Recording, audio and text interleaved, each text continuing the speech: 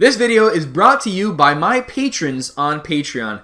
Thank you so much for your generous support in funding this channel and keeping it up and running. Hey everybody, before we jump into the video, I want to do a quick reminder to let you guys know that I am doing a giveaway. If you want to win one of these 15 cards on Magic Online, make sure you go down to the description. You'll see a link how to enter in. Click that link and just write a comment with which card you hope to win in the giveaway. Once you do that, you'll be entered in, and I will try as much as possible to get everybody the card that they want if they happen to win. But I will be waiting until I get 30 people who have entered, and then I'll be doing the giveaway on an episode of the Blood Hall. So with that reminder out of the way, let's go ahead and jump into the video. Hey everybody, welcome back to another episode of GAVONY Township, the show where it's not about me and my decks, it is about you and your decks, whether you're a content creator that I'm collaborating with, whether you're someone that's won one of my Facebook or Twitter giveaways, or if you are a patron of mine at patreon.com/magicalhacker. This is episode number 48 of GAVONY Township, and we are taking a look at Unspoken's Gisela Blade of Goldnight deck to do a quick deck doctor with this deck. Now, this is the commander. It's a 7 mana legendary 5/5 angel with flying and first strike that says if a source would deal damage to an opponent or a permanent an opponent controls, that source deals double that damage to that player or permanent instead. If a source would deal damage to you or a permanent you control, prevent half that damage rounded up. So with a Gisela in the command zone, this is not a commander you see very often, but there's a lot of different ways you can use this deck. Off the top of my head, I know there is a combo with Gisela where you can use Heartless Hidetsugu. So you've got that combined with the commander. So suddenly Heartless Hidetsugu here, it allows you to deal damage to each player equal to half that player's life total rounded down. So if they've got an odd life total, they get, they have one more than, rounded up here would be the idea. So let's say someone's at 23, they go down to 12. That's how that one works. But the combo here is with Gisela, you put each opponent either to 1 or to 0 life, and you get dealt like a fourth of your life total. It's really not a huge deal in comparison. So Heartless Hidetsugu, that's one card that I know would definitely combo very well with Gisela. But taking kind of a quick, just surface level look, I am seeing a little bit of equipment based stuff here from Godo. There's also the Stone Hewer Giant. So it might be like a red-white equipment-based deck. We'll definitely take a look here. And just like how I do all my deck doctors, I like to take a look at the deck, break it down, and see what are some areas that could use some work, and at the same time, see what the deck is based all about. So we're going to go ahead and do that here. Again, obviously, Heartless Hidetsugu is going to be a fantastic inclusion in this deck. But for right now, we're just going to put all these cards into one pile and then just start, handing them out. Just start dealing them out like we're like a dealer of cards. All right, so we're going to go put this into 2 piles. We're going to start here, Archangel of Foon. So this one puts counters on your creatures if you gain life. So this one can fall either into like a life gain strategy or maybe just a big creature-based strategy. Here we've got Nahiri that's definitely equipment-based. We got a board wipe with Route, more equipment stuff from Stone Hewer. We've got Volshock Battlemaster. It's also another equipment-based card. We've got Zealous Conscripts. I like to put this into like a theft pile. It's actually pretty good as just a general theft card. You're allowed to steal Planeswalkers here. So I've used Zealous Conscripts many times to steal Planeswalkers right at their ult stage. So Zealous Conscripts can come down and get you an ult. Chandra's Ignition, that's certainly another board wipe, especially with a Gisela here. I have a feeling Gisela is going to want a lot of damage-based board wipes because of the fact that they can be so one-sided very often. We've got Malignus. I'm not sure about Malignus. I suppose this is good because, if someone has a fog or something, then I guess Malignus is pretty good. It's also, maybe this actually falls into another combo piece with Gisela because Malignus will be dealing double damage. Because it's equal to the highest life total, you can kill whoever has the highest life total if Malignus can go through unblocked. So a little bit of a benefit there. We've got Savage Beating. This is extra combat stuff. We might be using that. I'm not sure. We'll see if this is going to matter a whole lot in this deck. Although Savage Beating here, you get double strike and additional combat phase. I mean, with Gisela, I'm going to go and put that into the combo category because it just can deal so much damage you really don't have to worry about it anymore. Urabrask the Hidden, this is for haste, although it's not a great way to generate haste. It is a creature, so maybe that's why, you know, a creature-based haste generator. We've got Kiki-Jiki. This is another combo here. We can use this with Zealous Conscripts. There are a lot of combos with Kiki-Jiki, so I'm going to put it in its own pile so we can remember to check, you know, take a look to see if we want to add in the other ways to combo into the deck. We've got Assemble the Legion. This is mostly for generating tokens. So maybe this is a token-based deck. We'll see as we go through this more. Balefire Liege. This one, it deals 3 damage to target player or planeswalker. It also lets you gain some life, but I think it's mostly for that red spell ability. You can start dealing 6 damage. You know, I'm not super thrilled about Balefire Liege in this deck. It does give, you know, your red creatures +1 and the white creatures 2, but, you know, it's just really... If it's just an Anthem, if that's all it's doing, it's not going to be that helpful. Dealing damage to players, gaining life, maybe this is enough, but it's just barely there. You know what I mean? Like, it's not... I'm not super happy to be seeing it. Batterskull, this is another equipment-based card. It doesn't, like, synergize with equipment, but it's so good with stuff like Stone Hero Giant that, you know, obviously I'm going to put it into that category here. We've got Hero of Bladehold. Now, this one I love a lot. You get to combine the Battle Cry, which is kind of like an Anthem effect that you see here on Balefire. You get to combine the Anthem with a way to make lots of tokens all at the same time, so I like that a lot. Sublime Archangel. This one's interesting. So this one works if it synergizes really well with token-based cards. So I'm going to go ahead and put this into the token category because it's not a token maker per se, but it works so well with token makers that it's actually pretty good here in this deck. We've got Master Warcraft. So this one allows you to choose how creatures attack this turn, how creatures block this turn. You don't see this too often in Commander, and of course, Unspokenblood is always bringing the spice. I mean, every single time I look at his deck, I'm always seeing like so many cards. Like, you know, I don't see this that often in Commander, and of course, this deck's no exception. So, only before attackers are declared, you choose which creatures attack this turn, you choose which creatures block this turn.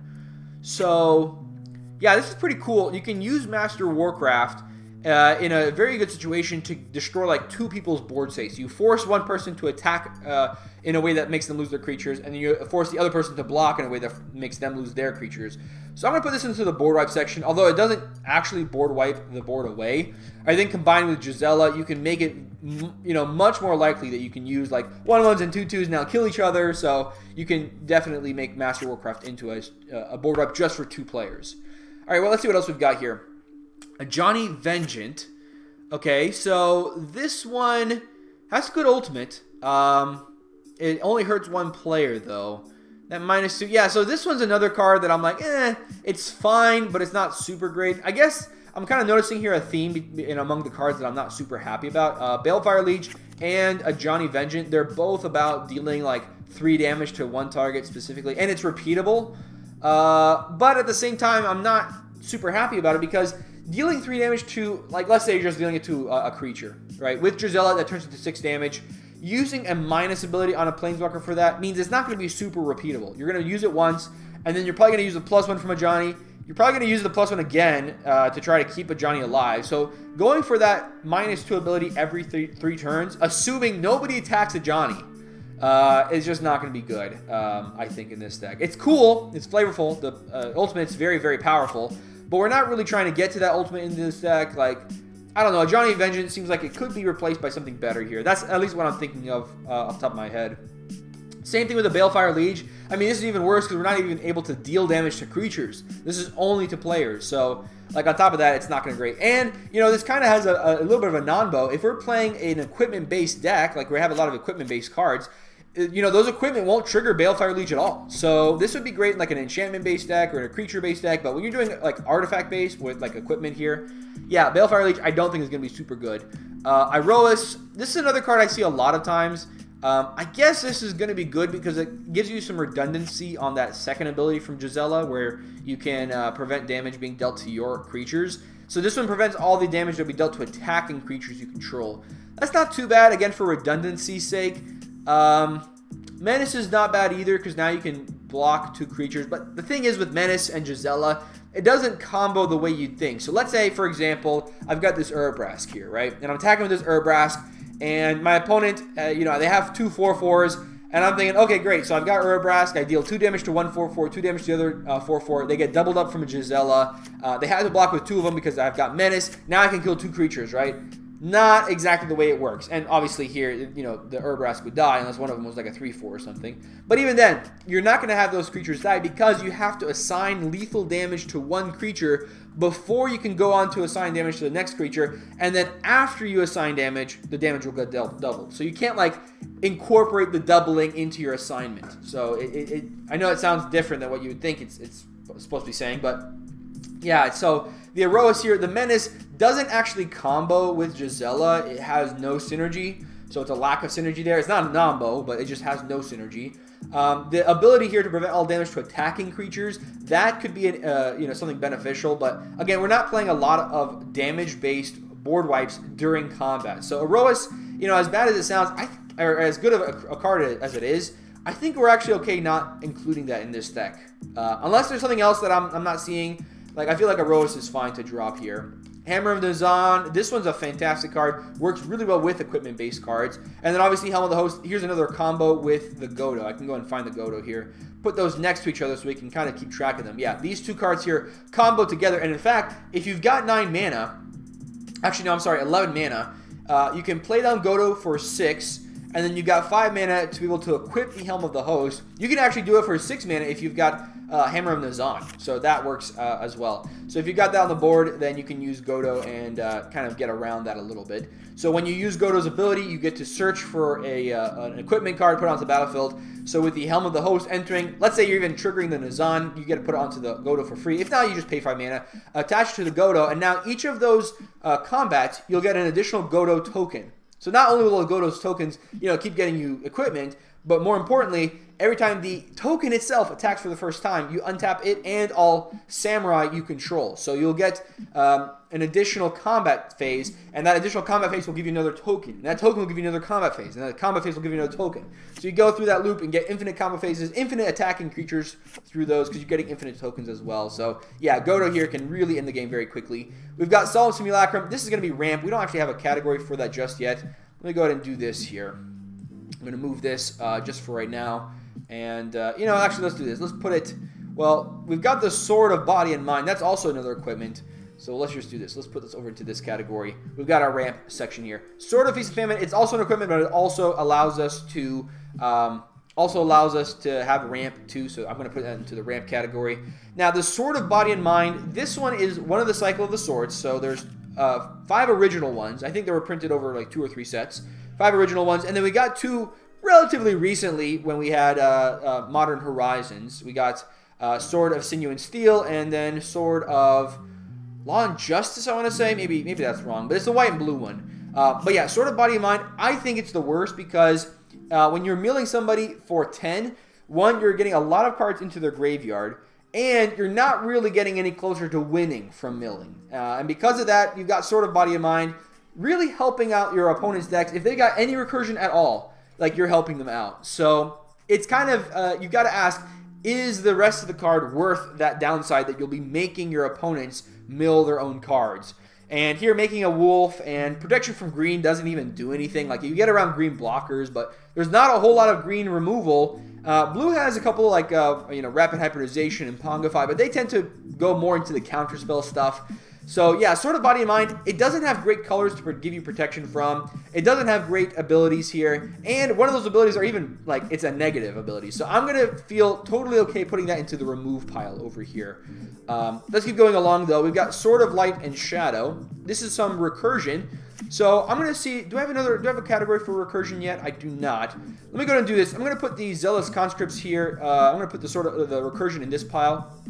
And then in this pile, I'm going to put the Kiki-Jiki combos. Now, Zealous Conscripts, if all it did was combo with Kiki-Jiki, would not be that great. But the fact that you're allowed to use it to get, you know, a Planeswalker and Ultimate right away, that makes it really good in this deck, I think. If you got Kiki-Jiki, you know, Zealous Conscripts, you might as well throw it in there because it's good as a good stuff kind of card. But on top of that, you've also got the ability to use Kiki-Jiki to go infinite. All right, so next one here, Sword of War and Peace. Now, this one's kind of weird. You would assume that you're going to double up. Actually, no, it doesn't care if it's a red source, right? Gisela doesn't care. Yeah, it's just any source. So yeah, Sword of War and Peace here is actually even better than you would assume with Gisela because now you're doubling up that damage from the Sword of War and Peace. So I have no problems with putting this one into its own category. Let's put this here with Malignus and Savage Beating, again, because those are lots and lots of damage here. I'm going to put the Heartless Hidetsugu in this category. So we'll go ahead and make this category like combo-rific damage dealers. You know what I mean? Like, we're dealing so much damage from this stuff, we're going to be pretty good. Urabrask as the Haste Enabler. You know, I've been looking at it. I'm still considering whether to put it into the drop pile or not. It's kind of almost there. Even the Archangel of Foon, I'm kind of considering that too, because we're not doing a lot of life gain here. Obviously, we had the Balefire Legion we dropped. We had the Ajani Vengeant too, but even if we had those in the deck, that's still not that much life gain to be able to trigger our Archangel of Foon. So I feel, so far I feel like this is okay to drop. You know what I mean? Like, we don't need the Archangel of Foon so much in this deck. But let's keep going along and see what else we can find. We've got Urza's Incubator, which usually is only good for tribal-based deck. So now I'm wondering, is this a tribal deck? I'm not seeing a whole lot of a specific tribe, although Gisela could be built as like an angel tribal deck. If that's the case, then I'm wondering why I'm not seeing a lot more angels in here. Yeah, you know what? Urza's Incubator, I feel like this is probably going to be good to drop as well. I mean, unless we happen to find a lot of angels or something, like, Urza's Incubator could probably be replaced by, like, a Ward Power Stone or something else along those lines. Let's keep going along, though. Open the Armory, more equipment tutors, which are always good. Same thing with the Stoneforge Mystic. Grand Abolisher, this is good if you got a lot of blue spells in your deck, or blue decks in your metagame. Sorry, not blue spells in your deck, blue decks in your metagame.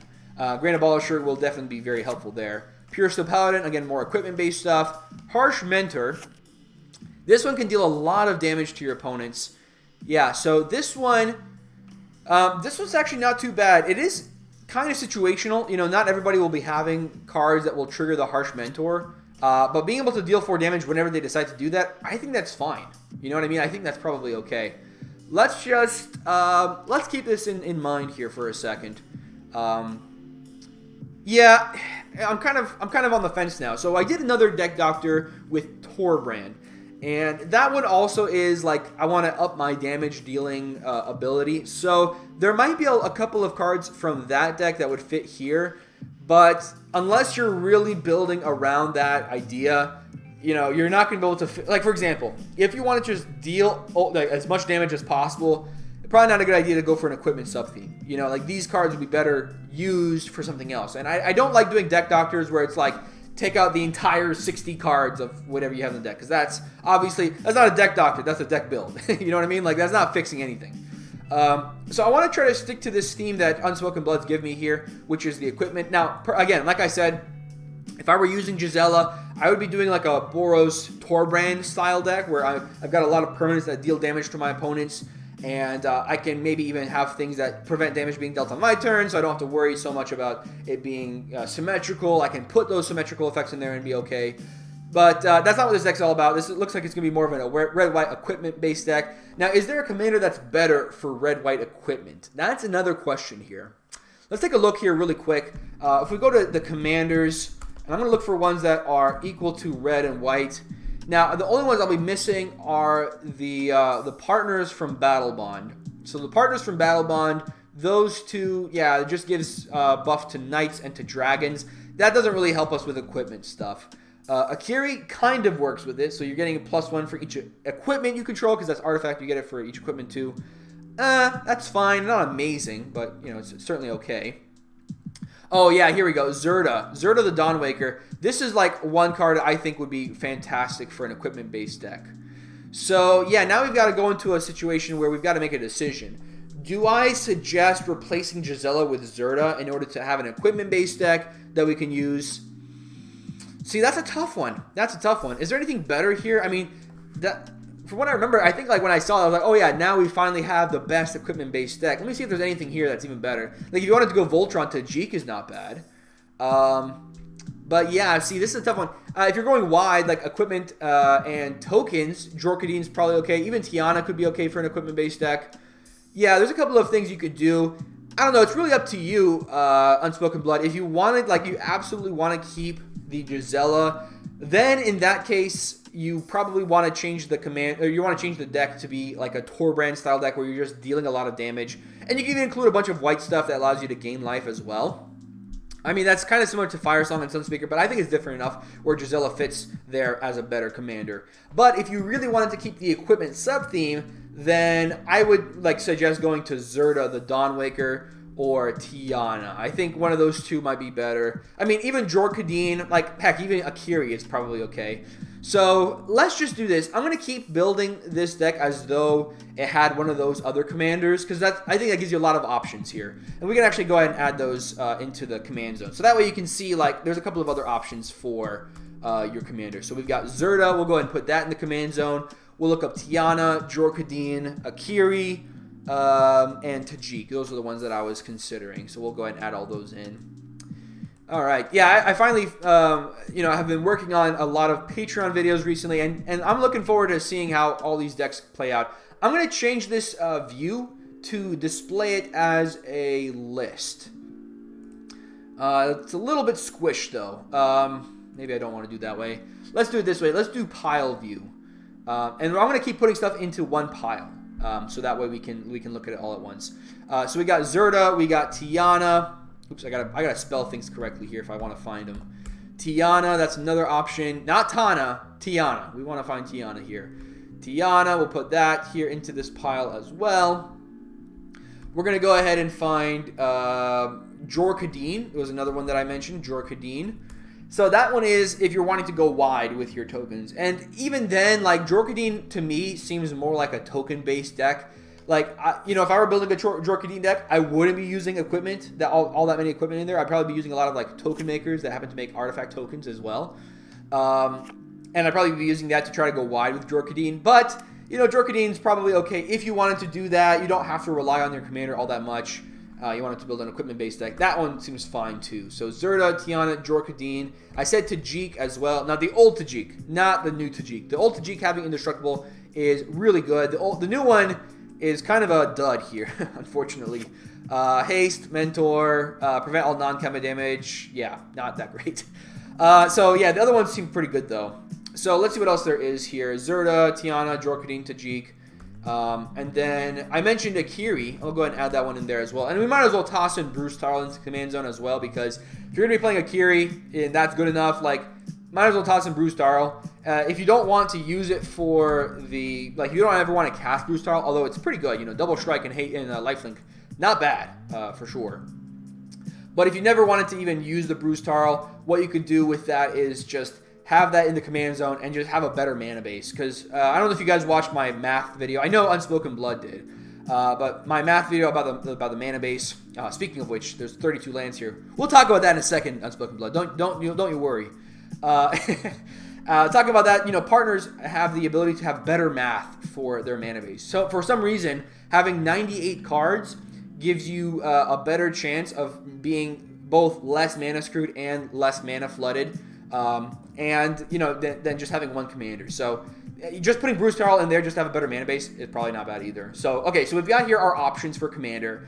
Currently, the commander is Gisela, Blade of Goldnight, and I'll make my suggestions based on that. But if you really wanted to hone in onto that equipment-based strategy, I like Zerda the most, but all of these commanders make sense to me. All of these make sense. Again, Tajik is certainly more on the Voltron side of things.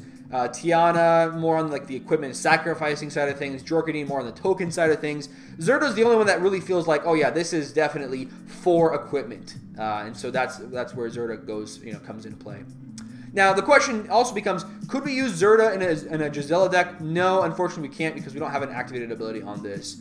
And I think all the other options that are here are also have no activated abilities, so none of these would even work for a Zerda based deck either. So that's one reason to not think about using Zerda for partner. But yeah, Zerda I think would be the best commander for an equipment-based deck. But let's keep going, building this as though it were a Gisela-based deck. So let's keep going through these cards here. We've got Legion's Initiative. Now this is a way that we can save our own creatures from a board wipe or anything that we really are worried about. The downside here though is our opponents can see it. They can see it coming. And we also have to pay 2 mana to keep it around, or to be able to activate it. So it's kind of like you get it down, and it's not even that great, anyways. The next combat, yeah, I mean it's not even that great. It doesn't save it for that long. So I feel like this is fine to drop as well. Like if we were playing a deck with a lot of ETBs, and I don't think we are. I don't see a lot of them in this deck, honestly. Then maybe I'd be interested in this one. But even then, my Jeskai Blink deck, I'm not including that one in there. So yeah, let's keep going down though. Lightning Helix. This one kind of counts as spot removal, and it's close enough to me for me to to count it. I'm gonna move this sort of Light and Shadow just for the moment because we don't seem to have any other like recursion based stuff here. So I'm gonna go ahead and move that Urabrask though because having the haste seems to not have been a big important aspect of this deck. We've got some ramp. We do have the Lightning Greaves, which is another haste name, but maybe we do need to keep an ability here for haste.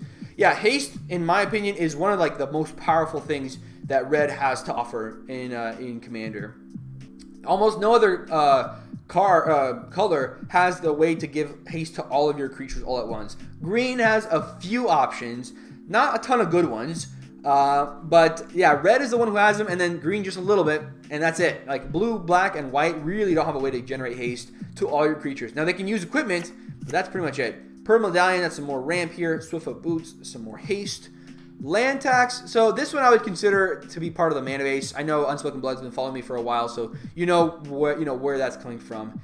Land tax. You get it down on turn 1, it's suddenly going to be like lands as though you had those in your hand, so you don't have to worry about that. Path to Exile. That's another spot removal. Sigarda's Aid. That's equipment-based stuff. More equipment-based stuff. Some more spot removal. We've got Bloodforged Battle Axe. So this is another equipment-based card. I'm not a huge fan of it myself because having something that gives you +2/+0 and equips for 2 is not even good enough that I'd like to have extra copies of it. So that's why I've never been a huge fan of Bloodforged Battle Axe. But in this deck, you know what? Let's just put it into the equipment pile and call it a day. Masterwork of Ingenuity. Again, another kind of card the same way. A lot of equipment are cards that you don't want to have a copy of necessarily. Like you got one. Sometimes they're even legendary, like this Hammer of Nuzan or Helm of the Host. And there's no guarantee that an opponent will have an equipment that's going to be good. So even though this is 1 mana, it just feels a little too situational, even in an equipment-based deck. Masterwork of Ingenuity. Here we've got the Ulamog, the Infinite Gyre. This might be good against a mill-based deck. It kind of feels out of place, so that's what I'm assuming it's in here for, is to protect against mill. Maybe Unspoken Blood has like a mill deck in their metagame, so that's why they're looking to use this here. So let's go ahead and put this. I'm going to put this here into this category here. Grand Abolisher and Ulamog. Both of these here are going to be used to try to stop specific decks. So that's a good category name, I think. Trying to stop a specific deck. We've got Avacyn, Angel of Hope. Now this one's great as it gives indestructible to all your creatures. So this works really well if you have a lot of board wipes, which we don't have a lot of yet, but I'm sure we're going to have a lot more as we keep going through this deck. Otherwise, it's just a pretty good card. And I don't mind putting this into its own category. What category do I put it into? I think I just make a new category here. I'm pretty sure. Let's just put this here for now because I guess this could be good against a board white based deck. Avacyn, Angel of Hope, so we can put that there for now. Sensei's Divining Top. This one kind of helps smooth out your draws, so we'll put this into the card draw pile. We haven't made a card draw pile just yet, but we'll make one here in a second. Let me go ahead and put this.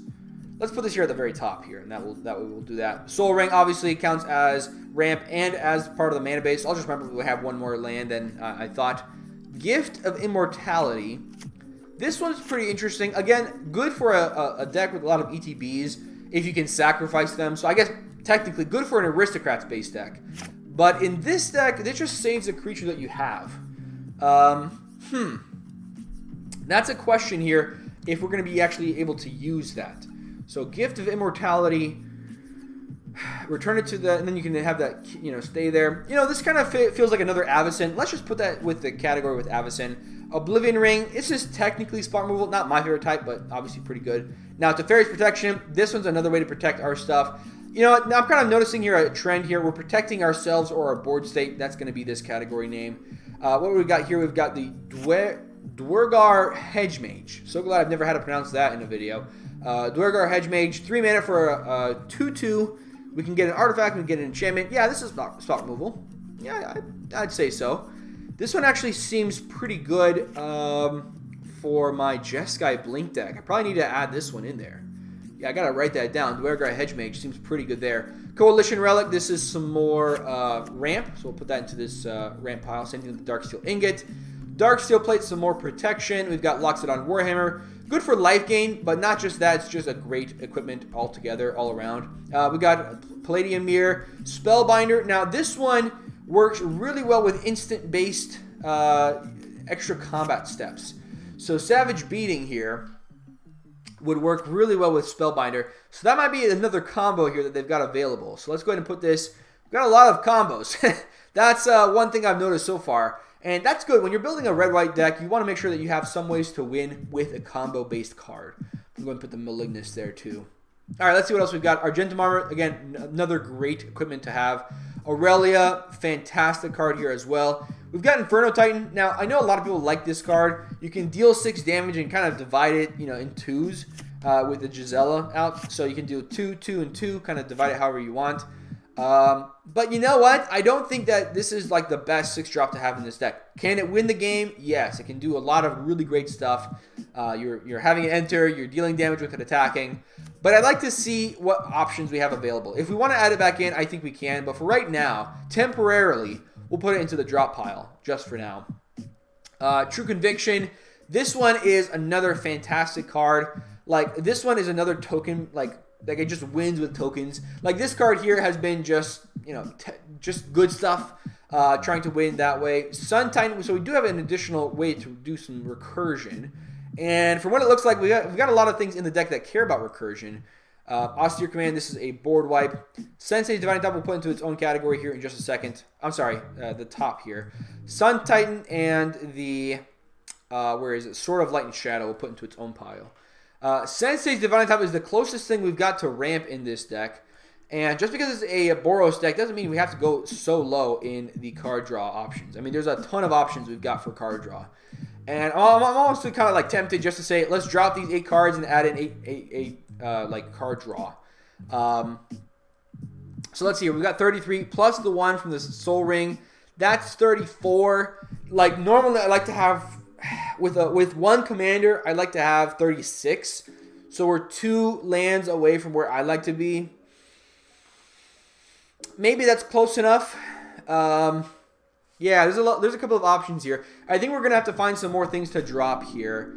For right now, I think the Harsh Mentor doesn't have a lot of synergy with the deck.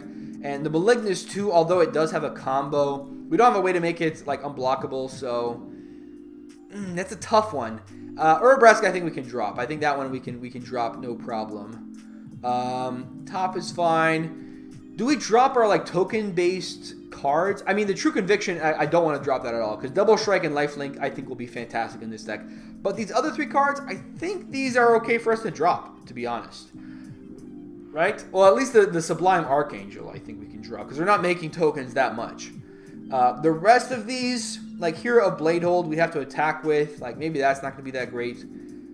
No, you know what? I'm going to keep that one in the deck. I think these 2 are good here. Yeah, these 2 are good here. All right, so we've got a couple of options for what we can do. We've got a little bit more spot removal than we need. Lightning Helix is good.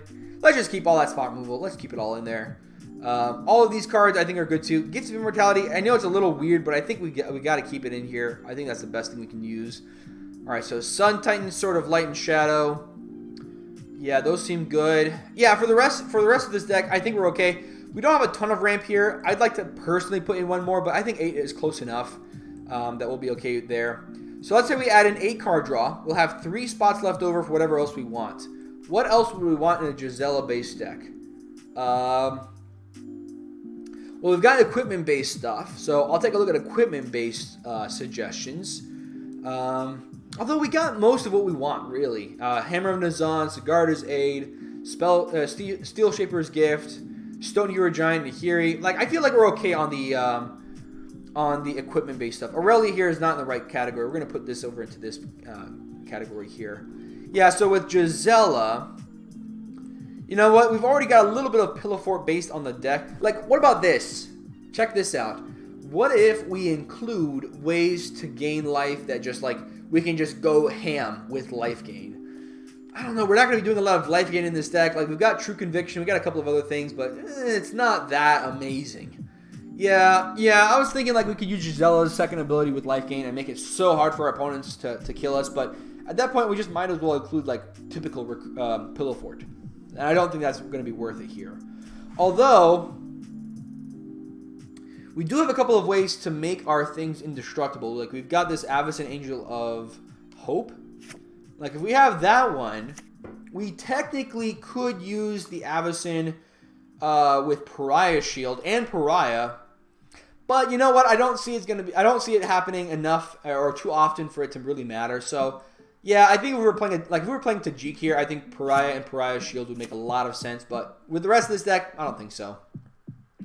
Okay, so yeah, I think what I want to do is I want to start off by getting 8 card draw. I think that's going to be a good place to start. And yeah, I mentioned having the only 8 ramp. Technically, Unspokenblood did have 9 because they had the Urza's Incubator there. I'm going to put the Inferno Titan here on top because that is something that we could definitely add back in. And you know what? I think we're in a position right now. We've got enough that we can add in a couple of other cards. Let's go ahead and add that card back in. And you know what? We could even do this. We could keep the Urbrask and the Sublime Archangel. Although, both of those cards... No, you know what? I'm not gonna keep those in here. I think we're gonna drop those 2 and get some haste enablers into this deck. So the ones that I'm thinking about, I think Anger is fantastic. With Anger, you could use that and you put it onto the battlefield and have it as a blocker. So when someone decides to attack you, you can chump block with the Anger, put it into your graveyard, and suddenly all your things have haste. And unlike like Fervor and Hammer of Perforos, they have to be able to get rid of your graveyard in order to get rid of that. So I kind of like Anger, and I kind of like Fervor as well, because that's not an artifact like the Hammer of Perforos is. Let's just take a look here for things that say creatures, haste. Let's see if we can find things that give haste. And I want to make sure that I'm only getting stuff in red and white. So let's go ahead and make sure this is legal in EDH, and then things that are in our colors. So red and white. We've got a bunch of lands, which are good, but not super great. And let me see if I can get rid of all the things that are, well, lands. I think it would be a good place to start. Get rid of all the things that are creatures, and then also get rid of all the things that are artifacts. So let's see if we can find like other enchantments like Fervor. Oh, we want to get rid of auras as well. That's for sure. So let's go ahead and get rid of auras. And we want to make sure that we're getting only permanents. Like instants and sorceries, not going to be interested here. All right, so we've got Mass Hysteria. Probably not that good because, you know, we don't want to give our opponents things haste. Although, doing that means that they now can attack each other. Like, maybe that is okay. We allow them to attack each other more often with Mass Hysteria, but we're not playing enough Pillow Fort to really matter with Mass Hysteria. I think if we had a lot more Pillow Fort in the deck, I'd be interested in going for the Mass Hysteria, but otherwise, I don't think we're going to look for that one. Let's keep going down. Fervor, I like. Goblin Assault is... No, it doesn't give our creatures haste. It just makes creatures with haste. This makes us sacrifice creatures, so that is definitely not what we're looking for. And then after this is 4 mana options. So at this point, yeah, I like Anger a lot.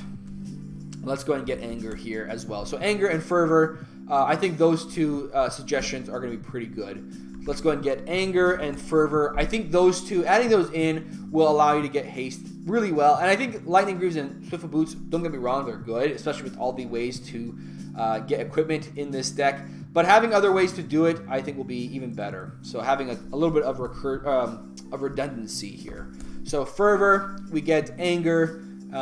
Yeah, those 2 are pretty good. And then after that, we just got to find some card draw options. And so I think here what I'd like to do at this point is open up my card draw list. So if you haven't seen this list here, then you're going to be interested in looking at it. So MH-draw is going to be the name of the list. If we go to this, we can find some things. Oh, I'm sorry. This is... Wait, what?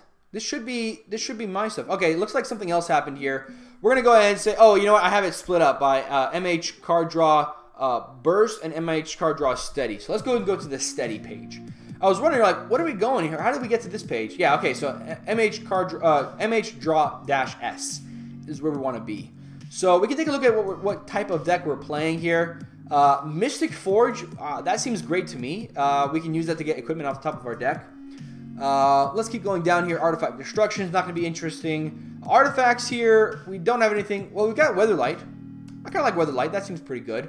Auras, we've got a big commander. So Furious Rise is an option. It's a maybe. Not for sure, but it's a maybe here. We don't have a lot of other creatures. Triumph of Ferocities, green, so we don't have to worry about that. You know, I'm going to go and do this. Since red's got so few cards, well, actually, let's do blue. Since blue has so many cards. Well, it didn't work. Never mind. Normally, you could click on this, and it'll highlight all the cards. Oh, there it goes. Yeah, you can highlight all the cards that are blue. So we can skip over the blue cards pretty easily.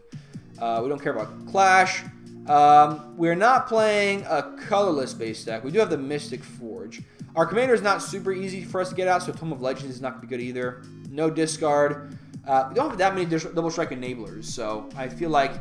Then again, you know, having the Stromkirk Occultist, like with an equipment-based deck, this is actually pretty reasonable, right? Isn't it? No, it's a little weird because we get it down, we want to equip it, and then, like, after we equip it, then we have to attack, and we might have too little mana after that point. It's a little weird. It kind of non-bows with our haste enablers. Although, I guess if we have haste enablers, we can just play this out there. You know, I'm going to include this because I think this is going to be good for us to put equipments on and draw cards that way. Although we do need to have equipment in order to get the card draw in the first place. But so do we need the same thing with the Furious Rise. And you know what? I think that's the same idea here. Furious Rise requires us to have our commander out there, which is 7 mana. Like, I don't want to wait till I have 7 mana to start drawing cards. We have the Pure Steel. We have the SRAM already in the deck. You know what? Actually, now let me go back to the deck list because I missed out on that. So card draw, we've got a little bit more. We've got the Pure Steel Paladin. We've got SRAM in here as well, right? Actually, no, we don't have SRAM in here. Yeah, SRAM would be fantastic for this deck. Oh, absolutely. Absolutely. We'll put the SRAM here as well. Stonehaven Outfitter, I don't think this is very good. You kind of have to have a way to sacrifice your own creatures and bring them back. I don't think we'll be doing that very often here. Now, Mask of Memory and Rose Gloves, both of these are equipment, so they work really well with the theme. And if we have enough creatures, and we don't have to worry about whether or not we can equip it and attack with them, I think for right now, I think we want to add those in. Yeah, I think those are going to be pretty good. So we really only need to add in what we're looking at. We've got this over here. We've got 2 card draw. We want to have 7 more. So 7 more. That allows us to include like 1 other card here if we wanted to. There's a board wipe that I think would be really good. I'll go ahead and add that one in as well. So when we get to that point, actually, you know what? While we're here, let me just do that. Let me go ahead and let me duplicate this. So the card that I'm thinking about is it's a card that works really well with this deck specifically. It's Chain Reaction. So this is a red board wipe. Normally, Blasphemous Act is even better, but with our commander having 5 toughness, like the Blasphemous Act will always kill it. Whereas the Chain Reaction sometimes will be allowed to keep our commander on the battlefield. So if there's like 9 creatures on the board, we play the Chain Reaction. It's going to deal 9 damage to each creature. For our opponents, that'll get doubled up to 18. For us, it'll get divided in half, rounded down. So it'll be 4 damage to all of our creatures. We've got a 5 toughness commander, so that'll stick around. And then 18 damage to our opponent's creatures. For 4 mana, this is basically the red Damnation, but in this deck, it's going to be even better. We can even use it in a way that allows us to get advantage too. Let's keep going down through the card draw and see what else we can find. So we've got Evasive Double Strikers. I don't think we're going to be using that a lot. Yeah, not going to be using that at all here. Warriors, Exploration, Fight, Flash. Towards the top here, Farsight Mask. We're not doing a whole lot of goading here, so that's not going to be too good for us. Stolen Strategy is fine, but I don't want to use it unless we absolutely have to. And I think for right now, we just need 1 more card. I don't think it's going to be very hard for us to find 1 more card here for us to use for card draw. Hellbent, Heroic, Instant Speeds, Instant Landfall, Legends, Library Manipulation, Tribal, Life Gain, Lures, Monocolored, Multicolored. Tone of the Guild Pack, that's not that great, right? Yeah, that's not that great. Yeah, we're not playing a multicolored themed deck. I need to change that title because that means like a multicolored theme. Not a whole lot of non-creatures in here. Tapestry of the Ages is fine, but I think we're going to find better options, honestly. And even then, like, I'm looking at the Stromkirk Occultist. I mean, that's so cool, though. I kind of like it too much. What can I say? I like it too much. We gotta include that. Pillow Fort, Pingers, Proliferate, Renown. So these are strategy-independent cards. Not a whole lot in our color combo. We got Oracle's Vault. I think there's better options here. Outpost Siege I like. Same thing with Vance's Blasting Cannons. I think both of those are pretty good. Mind's Eye is fine, but we've already got all the you know, the options for card draw that we really want here. And all of it's less than 5 mana anyways, right? This is less than 5, right? Yeah, it's 4. So we're really okay here on card draw. We don't need to resort to Mind's Eye here. Don't have a whole lot of sacrificable non-token artifacts. Let's see what else we have. Sacrificable non-token creatures, non-token permanents, sacrilings, scarecrows, black creatures, token creatures. Yeah, we're not sacrificing anything here. Let's see what else we can find here. Walls. Yeah, we're not sacrificing anything. We can skip all that. Self-discarding, self-flickering, small commanders, small creatures. Theft, we don't have any in this deck. Tokens, we're not making enough tokens to use Idol of Oblivion, I think. What else we got here? Tribal stuff we can skip past. We're not doing anything tribal. No untapping. No vehicles. Well, we're using Stream anyways. Yeah, that's pretty much it here. All right, so we've got our card draw options. So now we've got to decide which one's the best. Which one do we want to use and which ones do we not want to use? Although, you know what? If we're including check this out. If we're including the Sensei's Divining Top as card draw, then we only need 7. If we're not, if we're putting it into some other category, it doesn't really matter. We need to have 8 more. So 8 more here. Do we have 8? Yeah, we have exactly 8. So with 8, we'd be exactly at 10. We wouldn't be able to include the chain reaction. So the question is there anything else we want to drop here? You know, we added in that Inferno Titan back in. And as nice as it is, I mean, it deals so much damage. I feel kind of bad taking it out. I think we just got to keep it in here. I think is what we got to do. That Malignus, I keep looking at it and thinking like, are we really going to use it? And I think we will. I think it's a little hard for us to imagine how, but I think we will be using it no problem. The Gift of Immortality, I think, is good protection. The ramp we need. This stuff we need.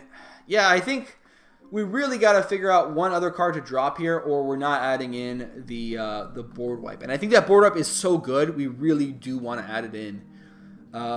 Hero Bladehold, Assemble the Legion. Those are good cards just in general. So even if they don't really work out with the deck, I mean, they're just good on their own.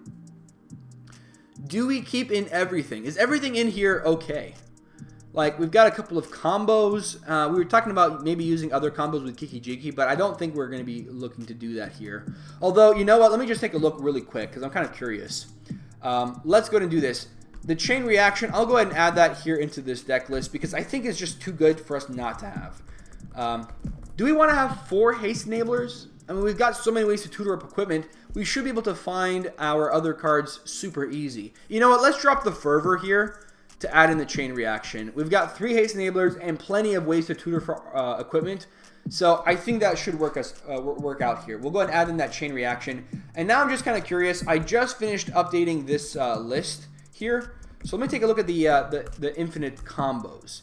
I just finished updating this with the newest cards. So this is completely updated, although it does say that it's not updated yet. I've got to fix this image here. Gotta fix that one. But other than that, it is updated. So you just scroll down here to the description. That's the way to use it. So we want to look for infinite hasty tokens, infinite non-combat damage, life loss, and also infinite combat phases are all pretty good. Let's start here from the bottom one. Alright, so we've got Aggravated Assault, Hellkite Charger, and Gisela as options. So if we had these 2 cards here, Aggravated Assault, we could include those 2 cards, and then what else? Let me go ahead and select now green, because I want to get rid of all the green options. There's a lot of green options here in this category, so I want to make sure I'm not looking at those. We've got Ignition Team, which is very mana intensive. We need to be able to use this ability 5 times in 1 turn. So that's already 15 mana, and we have to have an additional 5. Like, that's 20 mana to go infinite there. It does work. Don't get me wrong, it works, but not very good. Blue card's there. This is another blue card. We've got the Sword of Feast and Famine. That works for both of those cards. We could actually add in the Neheb the Eternal, so we can generate infinite combat phases, right? No, I'm sorry. This Neheb does not work with the Hellkite Charger. Yeah, so I got to get rid of that one. That's only with the first piece there. And then that's it. So yeah, we're not actually getting anything better. Nexus of Fate here is a blue card, so technically we could use like Aggravated Assault and Hellkite Charger to combo with Sword of Feast and Famine that we have in the deck. But you know, we've got other cards here. Technically, hold on a second. If we drop the... Let me take a look here. If we drop the Kiki Jiki and the Zealous Conscripts, like, these cards are good together, but individually, they're not going to be as great in this deck. I mean, technically, Kiki Jiki can do a lot of cool stuff. And Zealous Conscript is good on its own. Do we want those more than like Aggravated Assault though, which does a lot of damage? I don't think so. I think we'd actually want to drop these 2 cards as good as they are, drop the 2 of them to be able to include Aggravated Assault and Hellkite Charger. Although it's a lot of mana, let's see if there's anything better that we can get in there. We've got Aurelia, the War Leader. We've already got the Godo in here. We've got the Helm of the Host. So what else combos with 1 and 3? Nothing. Okay, well that doesn't help us out very much. If we included the Combat Celebrant, that would be another combo with the Kiki Jiki. We can't actually include the Brago for the Aurelia, so that doesn't count. What would we want to do here? So Aurelia combos with Brago. We don't have to worry about using that for any combo purposes. Yeah, I like the Aggravated Assault Hellkite Charger, so that way we get a combo that's 1 combo piece with either one of 2. If we have the Kiki Jiki, if we add in the Combat Celebrant, we're also good in that way too. So we've got the Combat Celebrant, and we can use either that with the Helm of the Host or the Kiki Jiki, and the Kiki Jiki also works with the Zealous Conscript. So let me go back here. I think what I want to do is I want to keep these 2 cards in the deck, and I want to drop 1 more card to be able to include the Combat Celebrant to combo with the Kiki Jiki, and also just be good in general. And I think Malignus is going to be the card I'm okay dropping here. Because it's nice if we can do it to hit somebody, but there's no guarantee that somebody's going to have no cards to block with.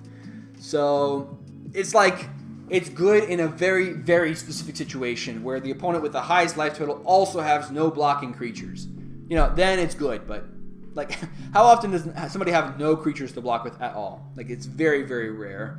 So I'm going to say that's probably okay dropping Malignus. If we had a lot more ways to make it unblockable, then, you know, maybe I'd be interested in it. But for right now, I think we're okay without it. We've got some more Kiki Jiki combos here. We might be including a couple more. So we've got the Combat Celebrant is 1 card that I was considering. So we want to look for things that combo with 2. So Breath of Fury does it. Combos with the Kiki Jiki. We've got the Battered Golem. That does not combo with Kiki Jiki here. We have to look for things that combo with 2. Breaching Hippocamp is blue here. Deceiver Exarch is blue. Pestermite is blue. Sky Hussar is blue. Sparring Mummy is white. So yeah, this one would work. If we had Sparring Mummy, so check this out. Sparring Mummy, Combat Celebrant. Now we're getting additional ways to combo out with Kiki Jiki. So we can kind of use those as well. Although, check this out, Sparring Mummy doesn't do anything outside of the Kiki Jiki combo, so I don't want to include that. Whereas Combat Celebrant, at least it gives us an additional combat step on its own. Like, that's not bad. Zealous Conscript does stuff on its own, too. We've got Felidar Guardian and Restoration Angel. They kind of do stuff on their own in this deck. Kind of, like, not entirely. But see, we're really focusing on Kiki Jiki. So if we don't have that card, what else can these combo out with? So Felidar Guardian and Restoration Angel, nothing else. Splinter Twin, this is 2 and 3. Yes, if we had included the Splinter Twin, we could use the Sparring Mummy and go, you know, off with either one of those. Yeah, this is tough. I think what I want to do here is I want to include the Combat Celebrant, and I want to include the Aggravated Assault and the Hellkite Charger.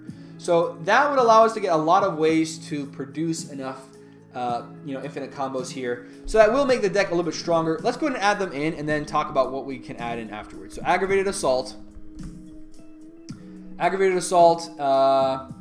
Although we're adding these in, yeah, I think they're just good enough. I think they're good enough here. Hellkite Charger. And you know what? As nice as the haste is, haste has nothing against infinite combos. Hellkite Charger here. These are good just in general because we also have the ability to just deal a lot of damage having an additional combat step. So I think those are good outside the combo also. Whereas there's an argument to be made that Kiki Jiki and Zealous Conscripts are not as good outside the combo. We'll go ahead and add in the Combat Celebrant.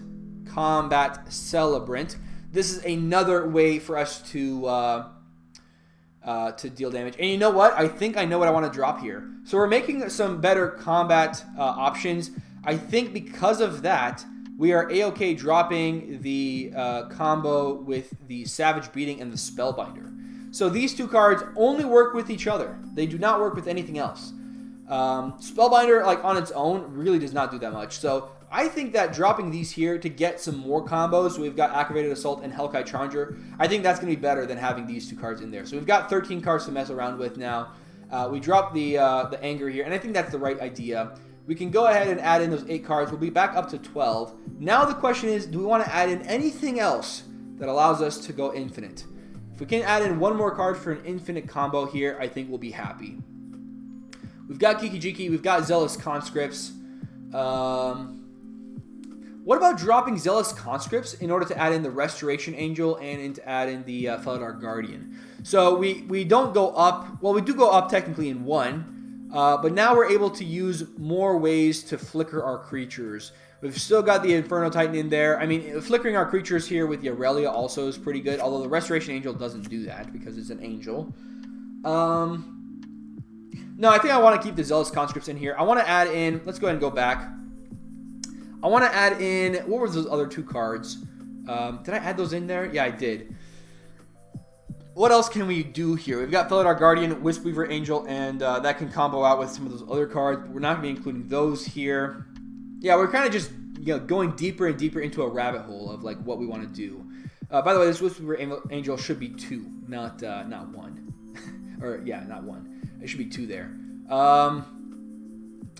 Yeah, I'm thinking I'd like to add both of those in there, but we would need to get rid of 1 more card. Hopefully something that doesn't use an ETB ability, because that's the whole reason why we're actually okay with adding those cards in there. So dropping the Inferno Titan for that would be very silly. Very silly to do that. What do we drop? That's the question here. We could drop something else from one of these categories. Sun Titan seems good. Yeah, everything else seems really good here. Man, this is tough. You know, we were talking about not liking the Blood-Forged Battle Axe or the Masterwork of Ingenuity. Like, maybe we just drop this card. You know, like, at least the Masterwork of Ingenuity, it could be good. Whereas this one, like, I don't like it. It's never going to be better than how it is. So, yeah, let's just do this. Let's drop the Blood-Forged Battle Axe in order to add in... I mean, we're adding some more equipment in here, so we don't have to worry about dropping... The fact that we're dropping 3 equipment, we're adding in 2 more. So we're not going super low on equipment. I think we'll be okay there. That way we can add in the Restoration Angel. Add in Restoration Angel. And you know what? It's kind of nice. We're playing Boros. Everybody's going to be like, haha, they're dealing damage. But we can go infinite, and I think that will be something that will make this deck a lot cooler. Or a lot more powerful, really. Going from Boros to very scary. Oops, sorry, not that Felidar. Felidar Guardian, rather. Not Felidar Sovereign. Felidar Guardian. Okay, we'll go ahead and add that one in here as well. And then we'll go ahead and get that those card draw options. So starting off with SRAM was one of those options. We had the Rogue's Passage and also the Mask of Memory. I remember those 2. Let's go ahead and add those in here. Rogue's Gloves and Mask of Memory will be the other one. Go ahead and add those cards in here. Rogue's Gloves, Mask of Memory. And then after we get this one, oops, gotta spell that one right. Mask of Memory. Once we get those 2 equipment added in, we'll go ahead and grab the Vance's Blasting Cannons, or as my wife sometimes calls, Vance's Refrigeration. And I think it's hilarious. We've started watching, well, not started, but we watched a long time ago. We've been starting to watch The Office. And so I would love to see this this card altered with, like, Vance's Refrigeration. I just love it. I love those, like, references to other things in Magic. I think they're hilarious. Now, when it's stuff like Godzilla, like, it's cool and all, but not as funny. All right, so we got Vance's Refrigeration in the deck. Let's go ahead and add in the Outpost Siege. Another way that we can draw cards in this deck here. Outpost Siege, and then there's looks like 3 more cards that I'm missing. We want to add in the, what was that thing with Trample called? So we've got Combat Celebrant in the deck, right? We've already got that one there. Yeah, there it is. There it is. All right, so we'll go ahead and add that one in there. We've got these 2. Mystic Forge is another one. We've got SRAM, Mask, and Rogue's Gloves. All right, we were also going to be looking at the... we're going to be looking at this category, so we already did that. Do we have anything here that we want to use? I don't think so, right? Yeah, Stuffy Doll, Heliod. Yeah, we're not using those cards here in this deck. All right, so that's fine. So Mystic Forge, Weatherlight, and Stromkirk Occultist. Stromkirk Occultist. And then the Mystic Forge and the Weatherlight, I think, are going to be good options as well. So allowing us to have extra card draw, in addition to the extra combat cards that we can use for extra damage, we've also got more infinite combos here that we can use to win the game. All right, so we got a smattering of ways to win, which I think is going to be really good in this deck. All that additional card draw also will help us find the Heartless Hidetsugu to win that way too. So let's see here. We've got the Stromkirk Occultist. We'll go ahead and add in the Mystic Forge. Mystic Forge here as well. And then lastly, but certainly not leastly, we've got the Weatherlight. I know it's kind of interesting to see a vehicle, but I like Weatherlight. I think it's one of the best vehicles out there because it allows you to draw cards. So that's it for this deck, Doctor. Taking a look at Unspokenblood's Gisela Blade of Goldnight deck. Again, if you really want to hone in on the equipment-based deck, then Zerta is going to be the best option for you. Otherwise, if you're wanting to keep Gisela, then I would suggest going from the equipment theme, and I guess also the infinite combo theme, going from that into more of the Punisher style deck where you're doing like a group slug, you're dealing damage to everybody, and then on top of that, you also probably want to have some Pillow Fort in there as well. So that's the idea here. A lot of options. Unspoken Blood can really take it a lot of different ways. I think if you're just wanting to change cards in the deck, you don't want to change too much of it, and you want to keep the commander, then these are the changes that I would suggest. Dropping these 14 cards over here to add in these 14 cards, and basically doing that to win the game. So thank you so much for joining me for this episode. Thank you especially to Unspoken Blood for being my patron over at patreon.com/magicalhacker. That's where you can go if you want to submit your deck every month for me to do a deck doctor, a deck tech, or a deck gameplay on. That's where you can go to do that. So thank you so much for all of you for watching. I had a lot of fun looking at this Boros deck, kind of doing a deck doctor here really quick, and I'm looking forward to seeing you next time. Stay awesome, everybody.